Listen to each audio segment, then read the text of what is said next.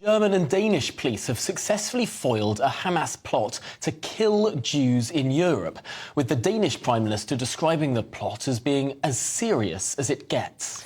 In total, 7 suspected Hamas operatives were arrested across Denmark, Germany and the Netherlands. But some are warning that Hamas's decision to no longer confine itself to attacking Jews in Israel is a very worrying sign. So what could it mean for us here in the UK? Might Hamas have operatives on our streets? Let's speak to the former head of counterterrorism at the Ministry of Defence, Chapman. Chip, thank you so much for joining us.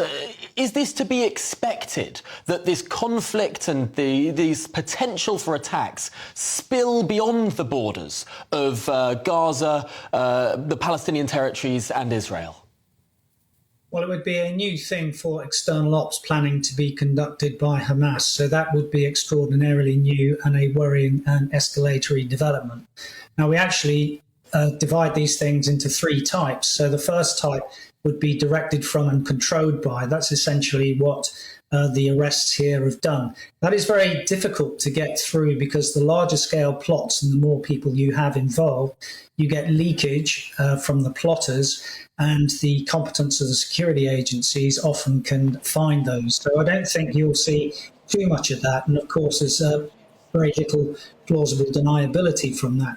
The second group would be sort of endorsed by, that is, if an attack takes place and they say, I did this on behalf of Hamas, Hamas might well say he was a soldier of Hamas. But the more worrying one, I think, is the energizing of the single issue terrorist, and that is inspired by what is going on in Gaza at the moment. That is worrying because you often, in terms of the Israeli, either West Bank or Gaza, things get what we call flare-ups. And each flare-up has generally in the past been of a very short order. So, for example, the 2021 Operation Guardian of the Walls against the Palestinian Islamic Jihad, actually in that case in Gaza, was 11 days. The 2014 intervention by Israel was 19 days. And the 2008 intervention was 18 days. Now we're up to nearly day 70, and it's that which endures. And of course, the counter-terrorist strategy from the UK, which was revised in July this year, did say that terrorism is enduring and evolving. I think we're going to see another turn here of the enduring and evolving.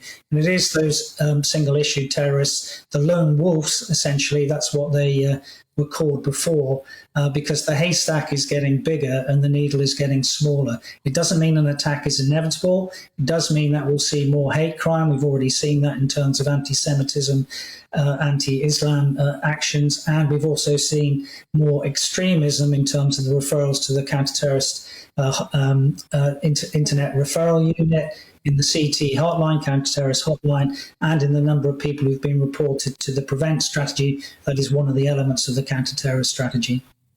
Well, this is one of the concerns, how well our PREVENT programme and identifying these individuals that are potentially being radicalised and taking on an extremist ideology, and whether they will then go on to commit terror attacks. How well are we doing in terms of identifying those individuals that could potentially be a threat?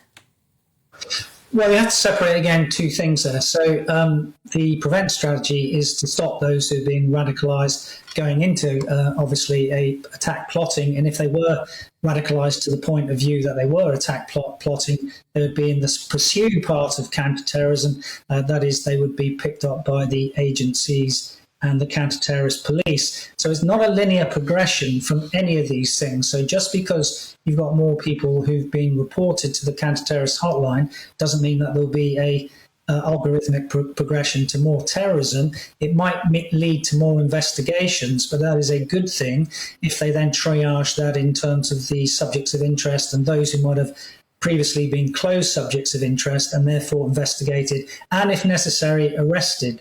Now, most of the arrests at the moment have been really to do with, prescription sort of offences, those who've been supporting Hamas through speech, not through progressing to terrorism itself, because very few plots actually go into direct action lethality, and that's why there are very few terrorist attacks in the UK, because of the competence of the security agencies. Doesn't mean it won't happen. Those lone wolves, either by a bladed weapon or vehicle as a weapon, the entry point for that is quite low. You just need to have a capable hand or a driving licence.